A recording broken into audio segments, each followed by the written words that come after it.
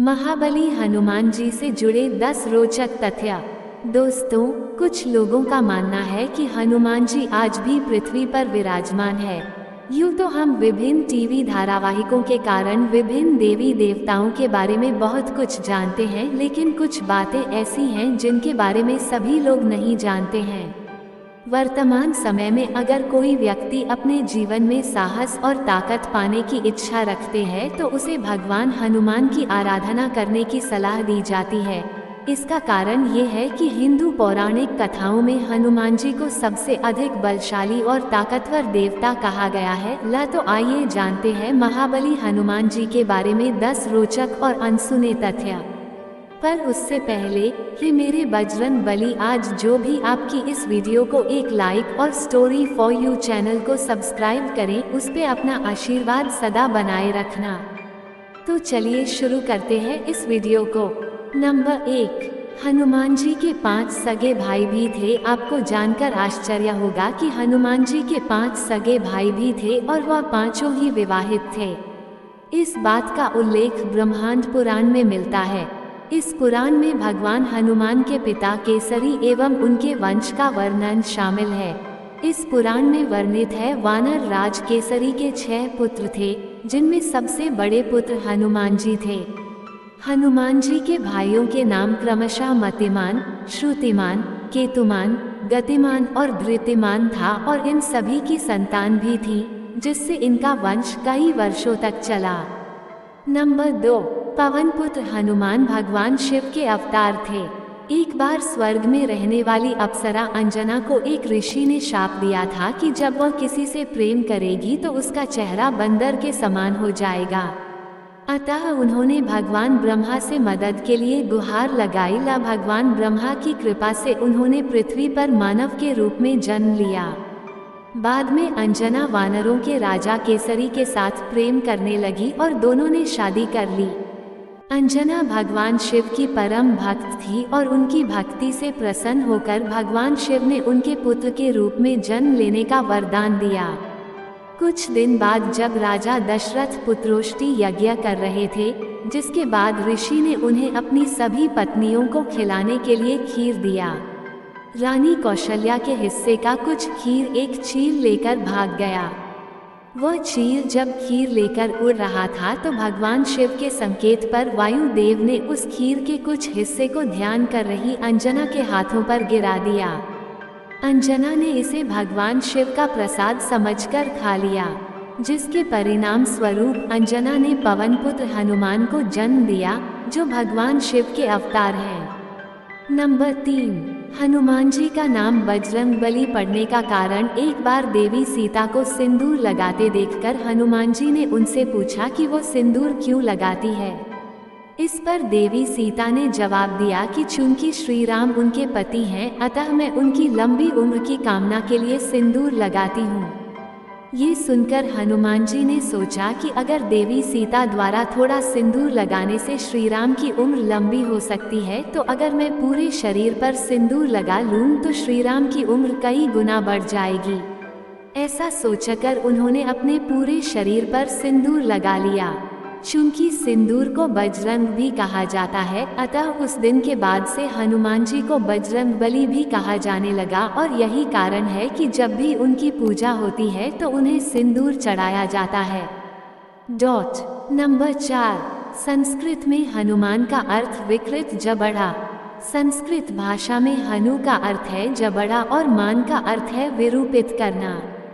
क्या आपको पता है कि हनुमान जी का बचपन का नाम मारुति था?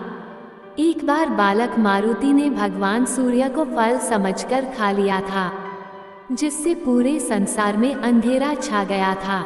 इस घटना से क्रोधित होकर भगवान इंद्र ने बालक मारुति पर वज्र से प्रहार किया, जिससे उनका जबड़ा टूट गया और वो मूर्छित हो गए। इसी घटना के बाद से बालक मारुति हनुमान के नाम से प्रसिद्ध हुए। नंबर 5, ब्रह्मचारी होने के बावजूद हनुमान जी एक पुत्र के पिता थे। आपको ये जानकर आश्चर्य होगा कि ब्रह्मचारी होने के बावजूद हनुमान जी एक पुत्र के पिता थे। हनुमान जी के पुत्र का नाम मकरध्वज था और उसका जन्म एक मछली के पेट से हुआ था। जब हनुमान जी ने पूरे लंका को जलाने के बाद अपनी पूंछ और अपने शरीर को ठंडा करने के लिए समुद्र में डुबकी लगाई तो उनके शरीर से निकले पसीने को एक मछली निगल गई। बाद में उसी मछली के परत से मकर ध्वज का जन्म हुआ। नंबर 6, भगवान राम द्वारा हनुमान जी के खिलाफ मौत की सजा सुनाना। एक बार नारद के कहने पर हनुमान जी ने विश्वामित्र को छोड़कर सभी संतों का स्वागत किया, क्योंकि विश्वामित्र भी किसी समय एक बार राजा थे। इस बात से विश्वामित्र काफी नाराज हुए और उन्होंने भगवान राम से हनुमान जी को मृत्युदंड देने के लिए कहा। चूंकि विश्वामित्र भगवान राम के गुरु थे, अतः वे उनके आदेश को टाल नहीं सके और हनुमान जी पर वानों की बौछार कर दी। अपने तरफ वानों को आता देखकर हनुमान जी राम नाम का जाप करने लगे, जिसके कारण सभी वान लौट गए। ये देखकर भगवान राम ने ब्रह्मास्त्र का प्रयोग किया, लेकिन ब्रह्मास्त्र भी ध्यानमग्न हनुमान जी की प्रदक्षिणा कर वापस लौट गया। ये देखकर भगवान राम ने हनुमान जी को मृत्युदंड का विचार त्याग दिया। नंबर 7, हनुमान जी ने भी रामायण की रचना की थी, जो वाल्मीकि रामायण की तुलना में बेहतर संस्करण था। लंका विजय और भगवान राम के राज्याभिषेक के बाद हनुमान जी हिमालय पर्वत पर चले गए और हिमालय की दीवारों पर राम की कहानी को अपने नाखूनों से उकेरा। जब महर्षि वाल्मीकि अपने द्वारा रचित रामायण को दिखाने के लिए हनुमान जी के पास गए तो उन्होंने दीवारों को वर्णित रामायण को देखकर उदास हो गए, क्योंकि वाल्मीकि का मानना था कि हनुमान जी द्वारा रचित रामायण श्रेष्ठ है और उनके द्वारा रचित रामायण की ओर किसी का ध्यान नहीं जाएगा। हनुमान जी ने जब वाल्मीकि को उदास देखा तो वो उनकी समस्या समझ गए और उन्होंने अपने द्वारा रचित रामायण को मिटा दिया। नंबर 8, हनुमान जी और भीम दोनों भाई थे। हनुमान जी का जन्म पवन देव की कृपा से हुआ था, लेकिन क्या आपको पता है कि भीम का जन्म भी पवन देव की कृपा से ही हुआ था? जब महाराज पांडु अपनी पत्नी कुंती और माद्री के साथ वन में रह रहे थे तो उसी समय महारानी कुंती ने पुत्र प्राप्ति की इच्छा से पवन देव की आराधना की थी, जिसके परिणाम स्वरूप भीम का जन्म हुआ था। इस प्रकार हनुमान जी और भीम दोनों भाई थे। नंबर 9, भगवान राम द्वारा शरीर त्याग करते समय हनुमान जी का अनुपस्थित होना। जब भगवान राम अपना मनुष्य रूपी शरीर को त्याग कर वैकुंठ वापस जाने का निर्णय किया तो वह जानते थे कि हनुमान जी उनके परम भक्त हैं, अतः वो उन्हें नहीं जाने देंगे। अतः उन्होंने अपनी अंगूठी को पाताल लोक में गिरा दिया और हनुमान जी को उसे ढूंढकर लाने का आदेश दिया। ऐसा सुनकर हनुमान जी अंगूठी को ढूंढने के लिए पाताल लोक चले गए। इसी बीच भगवान राम ने सरयू नदी में डुबकी लगाकर अपने मनुष्य रूपी शरीर का त्याग कर दिया। नंबर 10, हनुमान जी द्वारा देवी सीता द्वारा दिए गए उपहार को अस्वीकार करना। भगवान राम के राज्याभिषेक के बाद देवी सीता ने सभी लोगों को उपहार दिया था। इसी क्रम में उन्होंने हनुमान जी को एक खूबसूरत मोती का हार उपहार स्वरूप प्रदान किया। हनुमान जी में उस हार के हर एक मोती को तोड़कर उसमें भगवान राम की छवि खोजने लगे, लेकिन जब उन्हें उस हार में भगवान राम के दर्शन नहीं हुए तो उन्होंने उस हार को अस्वीकार करते हुए कहा कि जिस वस्तु में भगवान राम की छवि न हो वो मुझे अस्वीकार्य है।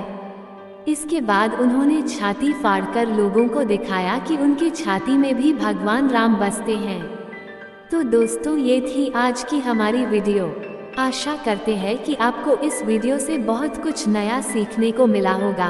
एक बार कमेंट सेक्शन में जय श्री राम जरूर लिखें। आपका भला होगा। वीडियो को अंत तक देखने के लिए धन्यवाद। जय श्री राम।